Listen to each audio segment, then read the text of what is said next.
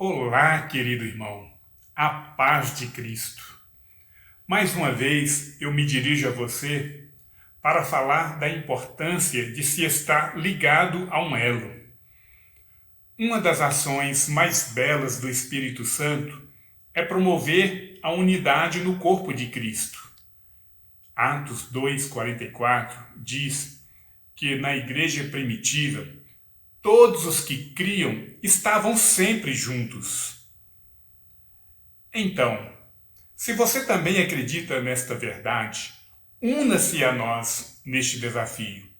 Fale com o pastor Paulo ou outro líder da igreja e vamos caminhar juntos como um só corpo em Cristo que busca a unidade no Espírito Santo.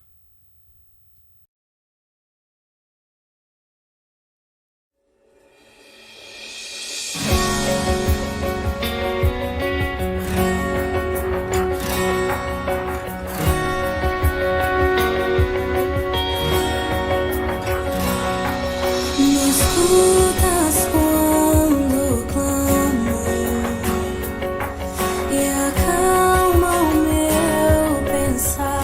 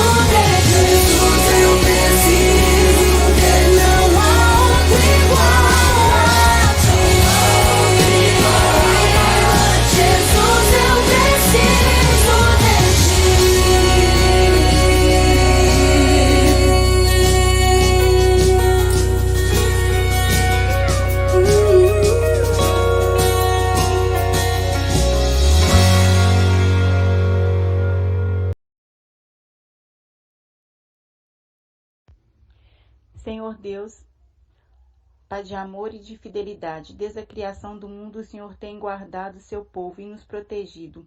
Te louvamos, pois é o Senhor que nos sustenta e nos conforta, nesse momento que não podemos nos reunir fisicamente, mas em corações e orações estamos todos reunidos para te louvar e agradecer. Senhor, venho lhe pedir pela população mundial, que o Senhor traga cura física por causa dessa pandemia, e que esse momento seja um momento de reflexão, que sem ti nada somos, que as pessoas possam a vir te conhecer o seu nome e como o Senhor Deus é tão misericordioso, que é do Senhor que vem a cura. Peço pelos membros da igreja e pelos meus irmãos em Cristo Jesus, que o Senhor guarde e proteja cada um. Peço pelo pastor Paulo Henrique, que está se esforçando o máximo para continuarmos firmes e prestando culto ao Senhor. Pela sua família, peço pelos governantes do Brasil e do mundo, que o Senhor dê a direção que eles devem seguir perante essa pandemia. Peço pela construção da igreja, que apesar de tudo a sua obra continua firme, que o Senhor que iniciou aquela obra, que os membros da igreja possam continuar dizimando e ofertando para a obra, pois é o Senhor Deus que traz o sustento. Senhor, continue nos carregando em suas mãos e nos dando o encorajamento para passarmos por essa pandemia. Isso que... Deus, hoje nós estamos aqui para celebrar o Teu nome, para ouvir a Tua palavra, para que possamos receber aconchego diante de Ti. Que o Senhor abrace os nossos corações para ouvirmos a Tua palavra, estando dispostos a pagar todo o preço para seguir o Teu caminho e dando prioridade a Ti e ao Teu reino. Que acima de tudo tenhamos a Tua companhia. Fale aos nossos corações e nos mostre a Tua palavra. Nos ensine, nos faça com que possamos sempre estar diante da Tua companhia. E nos guarde, nos livre de todo o mal. Abençoe todos aqueles que estão clamando por Ti, clamando pela Tua misericórdia, e abençoe os Teus filhos. Hoje e sempre, essa é a nossa oração.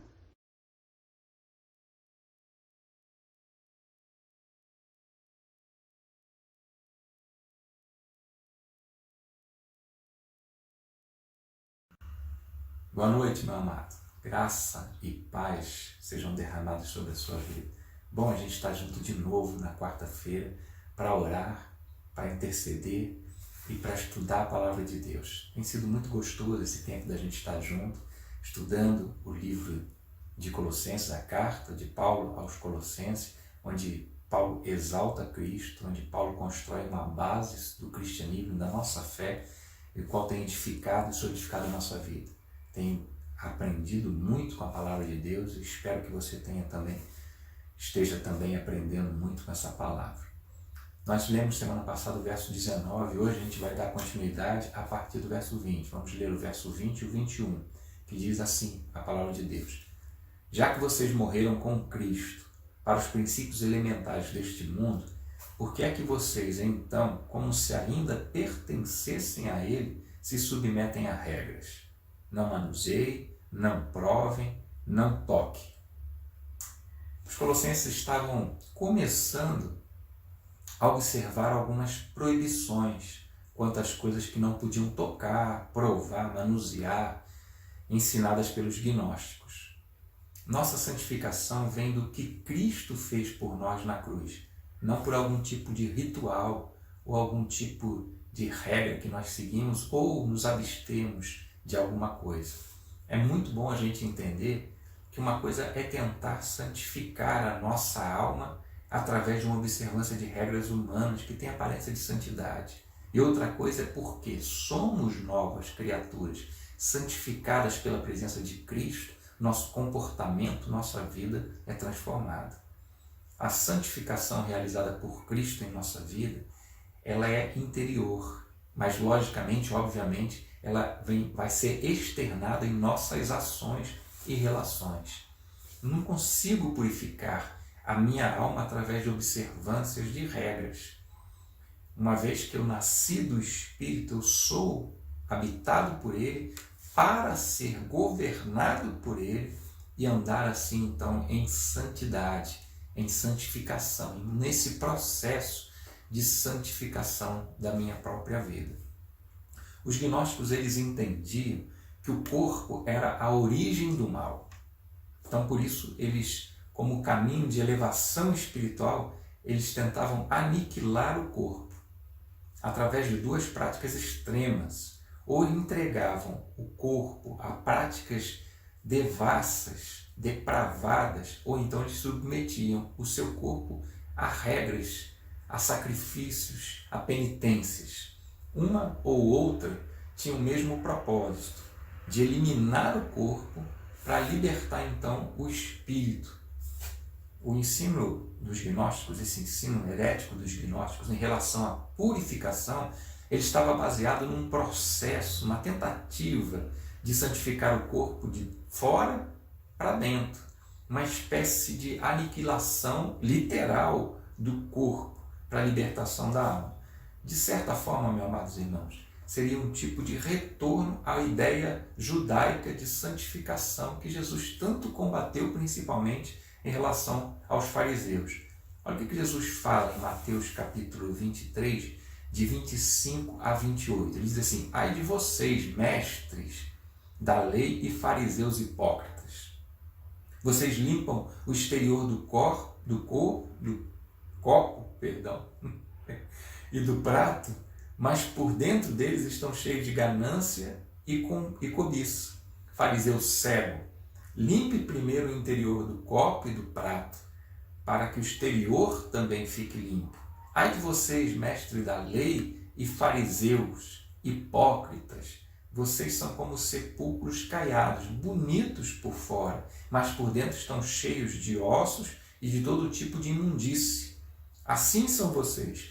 Por fora parecem justos ao povo, mas por dentro estão cheios de hipocrisia e maldade. Assim é o legalismo, meu amado irmão. É uma tentativa, de condicionar a salvação ao nosso esforço de agradar a Deus, sendo assim, de alguma forma, merecedor da salvação, merecedor de algum benefício de Deus. É tentar, através de regras, ser aceito e amado por Deus. É baseado no mérito, anulando exatamente a graça de Deus. Por isso é tão perigoso, pois ele nos desvia completamente do caminho. Olha o que a palavra de Deus diz em Efésios, capítulo 2, verso 8 e 9. Pois vocês são salvos pela graça, por meio da fé, e isto não vem de vocês, não é produto nosso, não é fruto nosso, é dom de Deus, não por obras, para que ninguém se glorie. É uma armadilha ardilosa de Satanás que seduz o ser humano a permanecer na escravidão e na culpa, pensando estar trilhando um caminho de libertação. Na prática, pode até parecer ter um pouco de semelhança entre ambos os caminhos. Entretanto, na fundamentação, eles estão teologicamente antagônicos. Enquanto a salvação em Cristo é pela graça, o legalismo tenta alcançar a salvação pelo mérito. O que traz confusão a muita gente é justamente essa aparência de ambos os caminhos nos levarem à negação de alguma coisa, de práticas. Eu sou filho de Deus, então por isso eu vou me abster de imoralidade sexual. Eu vou me abster de palavras negativas. Uma coisa é totalmente diferente da outra. Uma coisa é porque sou salvo, filho de Deus, habitado e governado pelo Espírito Santo, ter essa santidade de Deus em mim, de dentro para fora, e ser externada as minhas ações porque sou filho de Deus. E outra coisa é tentar, através de ritos, de práticas, de regras, de leis, forçar algum tipo de santidade, ou forçar algum tipo de benefício de Deus ou de graça de Deus sobre a minha vida. Se olharmos de perto uma coisa em relação à outra, a vida cristã em relação ao legalismo, nós vamos enxergar um abismo colossal entre os dois. Nós não procuramos agradar a Deus e nos abster de certas coisas porque cremos que assim nós vamos obter favores de Deus ou até mesmo alcançar a salvação. Ao contrário, o que nós desejamos com toda a força da nossa alma, com todo o desejo do nosso coração, é agradar o Senhor sim, pois nós o amamos e somos eternamente gratos pela salvação e bênçãos que já recebemos dele em Cristo Jesus. Queremos tanto cumprir a vontade de Deus, como também não fazer nada que o desagrade. Não porque nós temos medo de Deus, não porque queremos algo de Deus, mas justamente porque nós o amamos, justamente porque sabemos o quanto Ele nos ama, justamente porque sabemos o quanto já recebemos do Senhor e que Ele nos adotou como seus filhos e herdeiros. Nós queremos agradar a Deus justamente, meus amados irmãos, porque temos essa consciência de quem nós somos e a consciência de o que nós já recebemos do Senhor. Somos filhos dele, nascidos do Espírito, e fomos agraciados não só com a absolvição dos nossos pecados, que já seria, obviamente, o bastante para a gente dedicar todo o restante da nossa vida a agradar a Deus e sermos gratos a Ele. Mas além de sermos tido a salvação em Cristo, além de termos sido agraciados com tamanha salvação, nós também fomos feitos filhos de Deus. Nós também recebemos o Espírito de Deus em nossa vida como garantia do nosso tesouro, da nossa salvação. Nós também fomos abençoados, como diz a carta de Efésios, com toda a sorte de bênçãos. A diferença entre o legalismo e a vida cristã é que eles caminham em direção oposta. Uma coisa é totalmente antagônica à outra, apesar de alguns pensarem que parece ser a mesma coisa. O legalismo tenta alcançar a salvação por algum tipo de mérito, tenta ter de Deus algum tipo de benefício por causa do seu próprio realizado, daquilo que ele tem feito. Enquanto que um filho de Deus vive em gratidão eterna a Deus, para agradar a Deus, porque o ama, porque já recebeu de Cristo tudo que tem, tudo que terá em Cristo Jesus.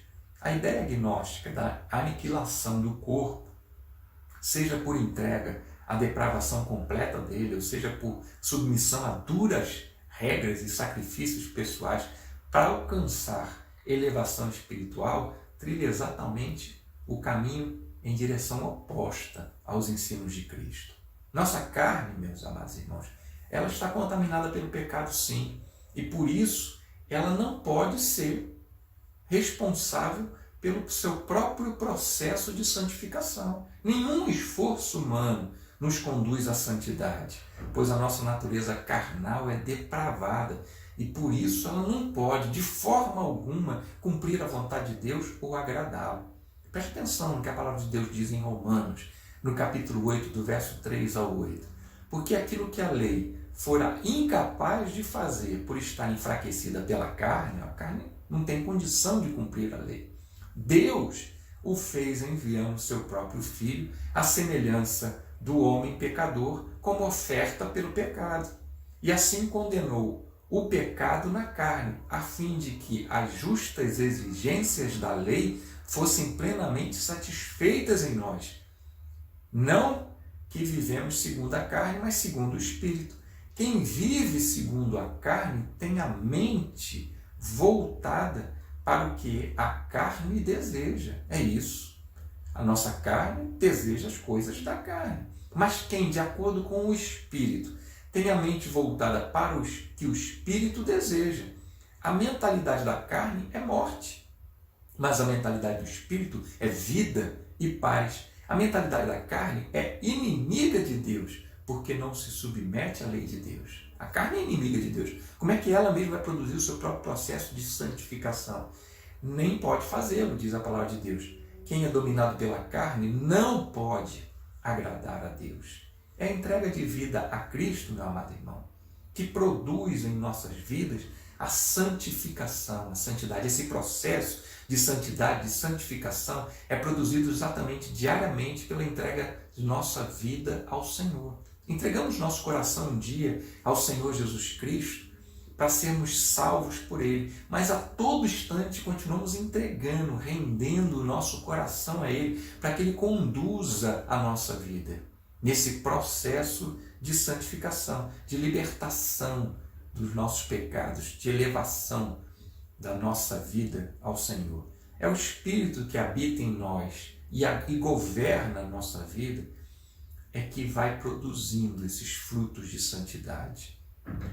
Vejo hoje muitos crentes que se dizem discípulos de Jesus Cristo, e muitas pessoas, que se dizem discípulos de Jesus Cristo, trilhando esse caminho meritório, pensando que estão seguindo o caminho certo, que estão seguindo o caminho de Deus, tentando obter algum tipo de favor por seu próprio mérito.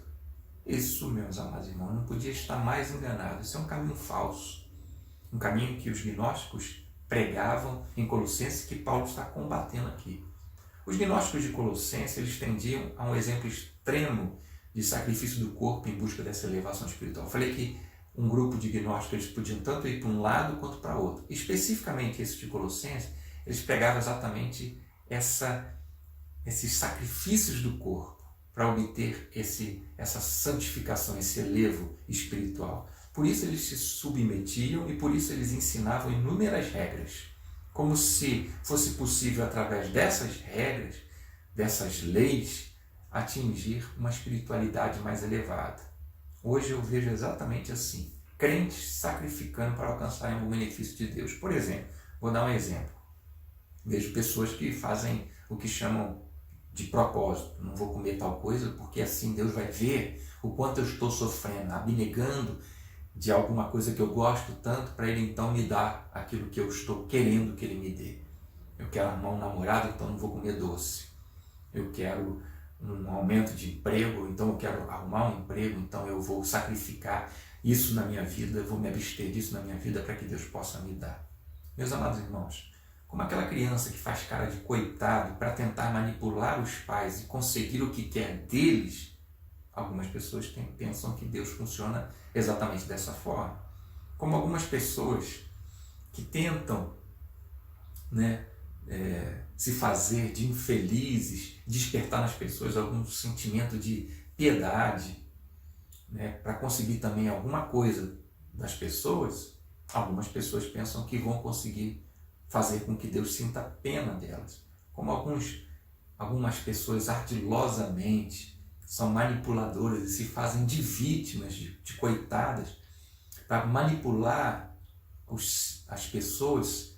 Algumas pessoas pensam que nessa relação com Deus se dá de igual forma. Deus não é como a gente.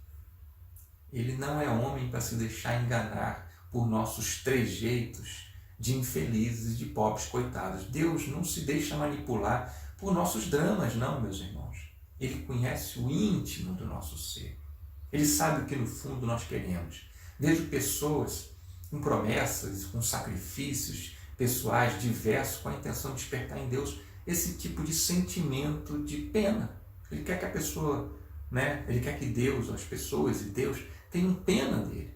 E assim, então, ele vai conseguir alcançar seus objetivos e manipular as pessoas, e também acredita que possa manipular Deus. Deus não precisa, meu amado irmão, de nenhuma motivação para te amar, para nos amar, para cuidar da nossa vida.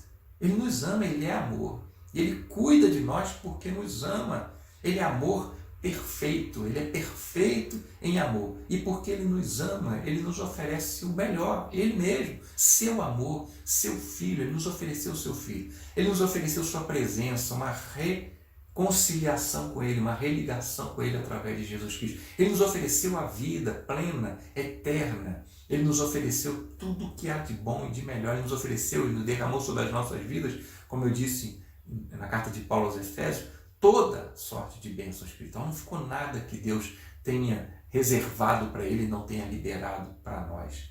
Não precisamos tentar constranger Deus a nos amar, porque Ele já nos ama.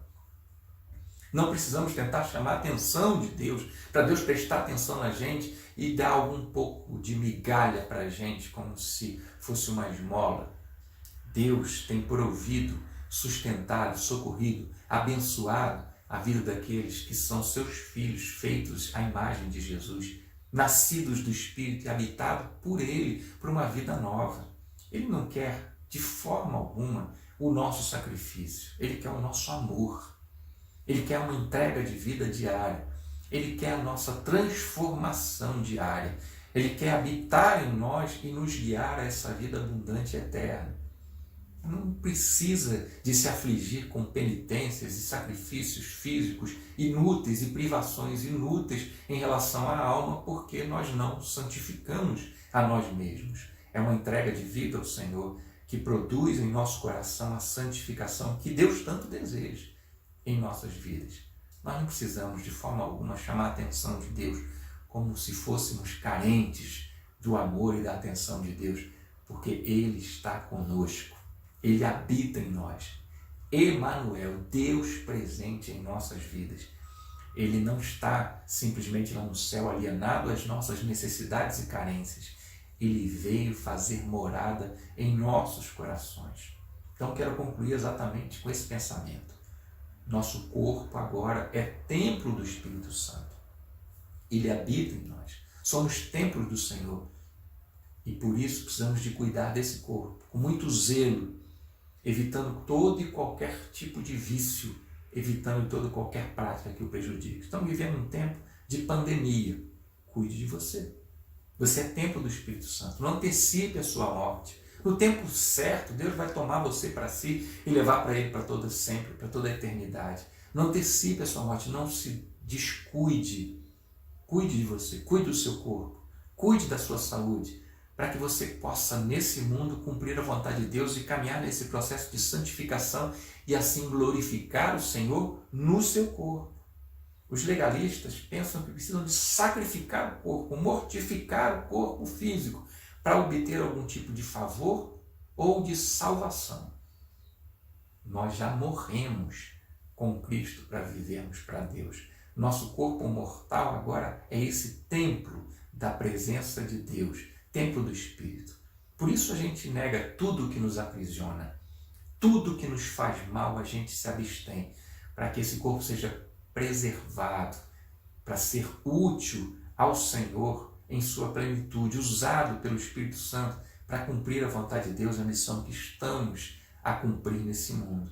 Quando a Bíblia fala para a gente de mortificar a carne, ela não está se referindo ao corpo físico, eu pegar uma faca e me esfaquear, aí eu pegar chicotes e me chicotear, aí eu me privar de certas coisas para me penitenciar por algum pecado. Cristo já pagou todos os nossos pecados. Esse corpo agora é templo do Espírito. Quando a Bíblia fala de mortificar a carne, meus amados, ela está falando dos nossos desejos pecaminosos, da velha natureza contaminada pelo pecado. Romanos 6, capítulo 6 de Romanos, explica muito bem todo ele, mas eu quero ler com você o verso 11 e 12. Da mesma forma, considerem-se mortos para o pecado. Considerar morto. Esse corpo já está morto. Eu me considero morto. Os meus desejos. Então, me considero morto e ele continua. Mas vivos para Deus em Cristo Jesus.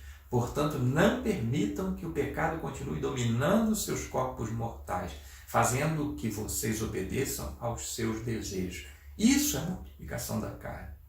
Mortificando esses desejos de pecar, essas vontades da velha natureza. Como poderíamos entender, meu amado irmão, que precisamos destruir o nosso corpo físico e submetê-lo a sacrifícios penosos, se nele agora habita o Espírito de Deus? O que precisamos é sacrificar, isso sim, diariamente, a velha natureza, os velhos desejos carnais, entendendo que já o sacrificamos quando entregamos a Cristo, compreendemos, já morri para esse mundo, já morri com Cristo no seu sacrifício para os meus desejos carnais, para a minha carne. O que precisamos é, porque nós já nascemos no Espírito, viver essa liberdade que temos nele, que Deus nos agraciou, vivendo para Deus em total entrega a esse Espírito, que habita em nós, que está presente em nós para nos guiar a essa vida plena, meu amado irmão, vivendo exclusivamente para Deus.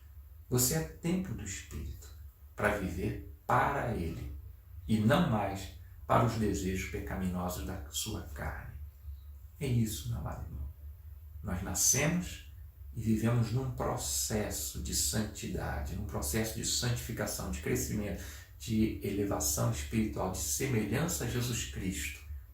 Mas não porque sacrificamos nossa carne, mas porque nascemos de novo e vamos sacrificando diariamente os desejos, as vontades da velha natureza, nos entregando ao Espírito para que Ele faça essa obra, para que Ele nos conduza em santidade, para que Ele conduza a nossa vida em direção ao Senhor. Como eu disse, Deus te abençoe. Muito gostoso a gente estar junto nessa quarta-feira. Muito gostoso a gente estar aqui junto, orando, intercedendo, clamando ao Senhor, estudando a palavra de Deus. Se Deus nos permitir, na próxima quarta-feira a gente continua nesse capítulo 2 de Colossenses e damos a conclusão do capítulo 2. Até aqui, Deus tem sido conosco e nos abençoado. E até a volta de Jesus Cristo, Deus há de completar essa obra maravilhosa que Ele tem feito em nossas vidas, completando, aperfeiçoando, moldando a nossa vida à semelhança de Jesus Cristo. Deus te abençoe, um resto de noite abençoado, no nome de Jesus Cristo.